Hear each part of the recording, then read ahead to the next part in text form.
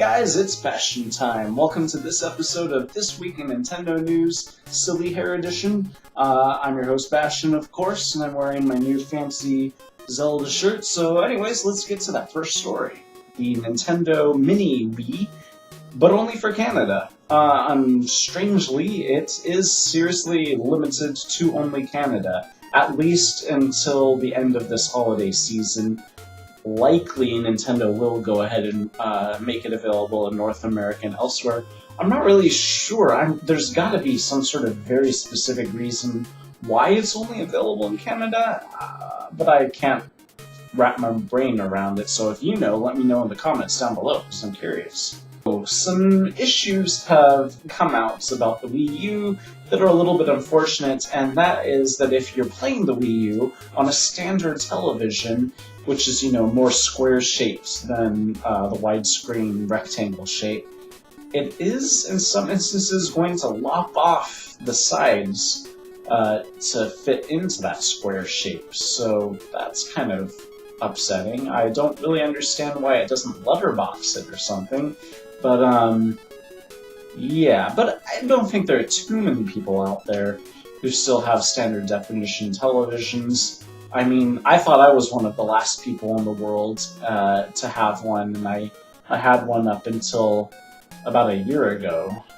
so I don't know of any other friends that have them, so... Oh, that's not true, I can't think of one. Anyways, maybe you have a standard definition television, in which case, yikes, let me know if you have had that problem down in the comments. Speaking of the Wii U, this next news bit is about the fact that people still have no idea what the Wii U is. And that's not their fault, that's Nintendo's fault. So these people have all posted Twitter tweets saying, what the heck is the Wii U? Is it just a tablet that you use with your Wii? Things along those lines. And obviously these people have just recently become aware of the Wii U and don't know what to make of it. But, I have to say it's completely Nintendo's fault. They have not made a very good case for the Wii U, in my opinion. Their commercials don't really make it crystal clear what the heck is going on. I really feel like they needed to spell it out a little bit more. They needed to say, have you got a Wii? Well, this is the next generation. It is the Wii U, and it has HD graphics and this GamePad thing. Instead, their commercials almost make you feel like you could just buy this game tablet thing and then use it on your Wii. So I don't understand why it is this hard for Nintendo to market this thing effectively, but this is proof that they haven't. And I mean, this in real life, I've encountered many people who are like, what's the difference between a Wii and a Wii U? Is it just the controller? And no, it's more powerful, it's HD, but Nintendo isn't talking about these things, at least not very effectively. Not for these people, at least. So Ackkstudios, who, if I remember correctly, are the people who are developing, or have developed that really interesting game called Two Brothers, that looks like an old-school Game Boy game at first, but then colors as you progress through the game. It plays very much like a Zelda game, too.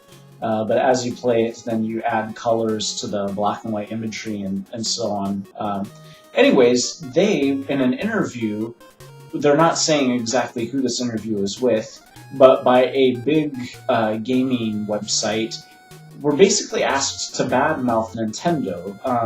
They were sort of told point blank, we want you to talk about how Nintendo's how it's difficult for indie developers to get things on Nintendo's eShop, and they were like, no, we don't want to do that. And then suddenly the interview was over, and so then they took to the internet and said, this is upsetting. We were basically told that we had to badmouth Nintendo by this big gaming website, and we decided not to. But then, out of the woodworks comes along a gaming website that says, well, actually, we're pretty sure they're talking about us, but we didn't ask them to do that. We just said blah, blah, blah, blah, blah. And the reason why their interview never published is not because of that, but because of scheduling conflicts. But then Ackkstudios, since this sounds like some sort of reality show drama. Then, anyways, Ackkstudios said, no, it wasn't that gaming website, it was a different one. So, I don't know. We'll just have to wait and wonder exactly which gaming website it is that's trying to get small game developers to badmouth Nintendo, and whoever it is, that's pretty sad. According to a recent rumor, it looks like the 3DS is going to be getting a permanent price drop to $140. That's pretty inexpensive. If you don't already have a 3DS for whatever reason, yowza, that's a great price.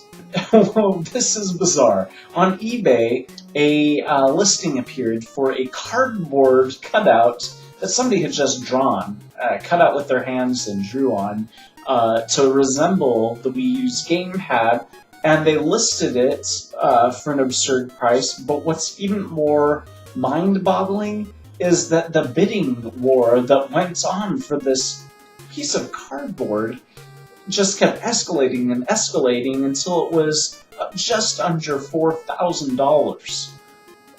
Why? Why would anybody want to bid on a piece of cardboard?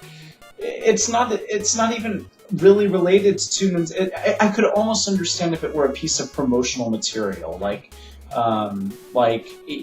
the actual one that Iwata used. I remember that there was a Nintendo Direct where Iwata was using a cardboard cutout that he had mocked up to look like the GamePad.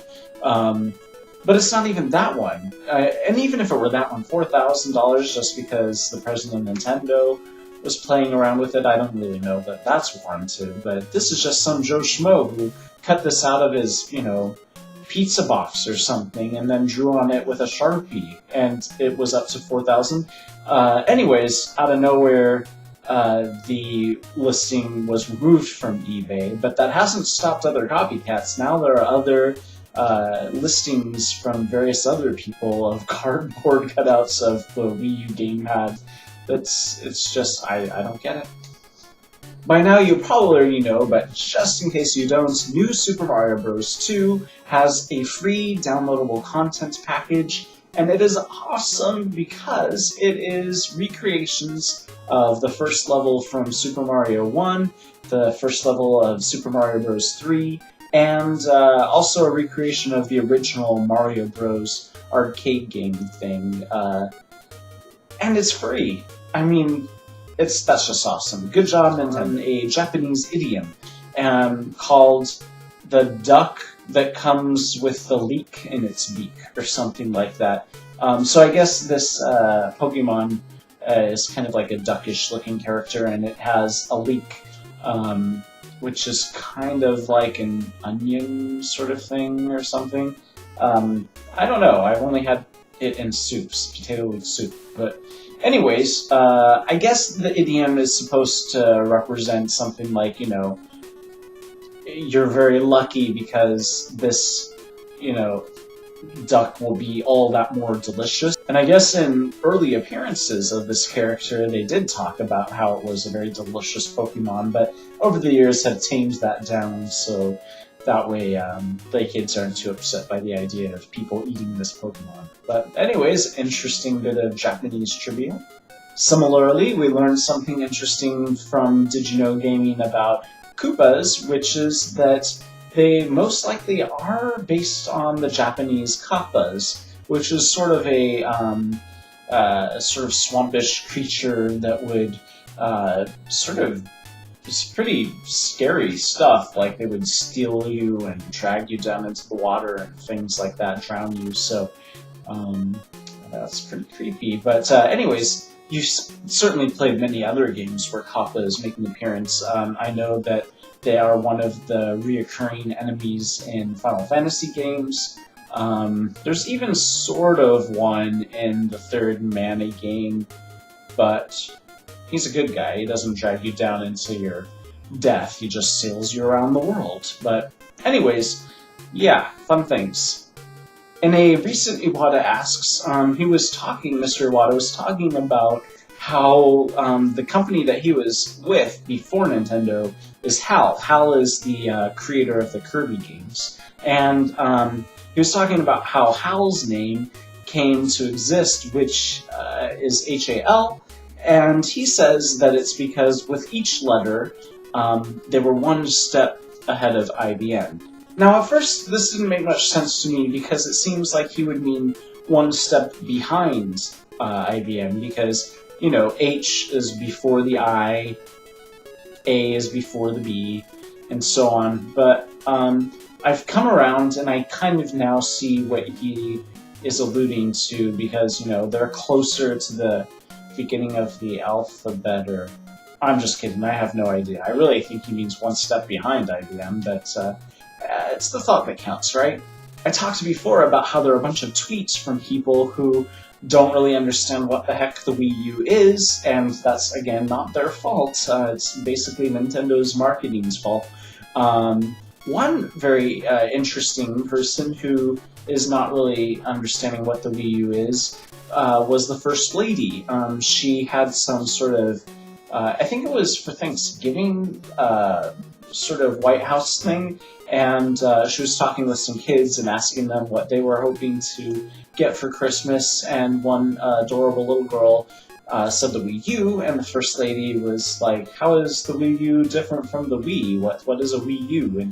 And the little girl explained it to the First Lady very clearly. So basically, I think this little girl should probably be Nintendo's marketing team because Mrs. Obama clearly understood very clearly what the Wii U was and sounded excited about the idea of it after this little girl explained it to her very clearly. So one for the little girl, 0 for Nintendo's marketing team.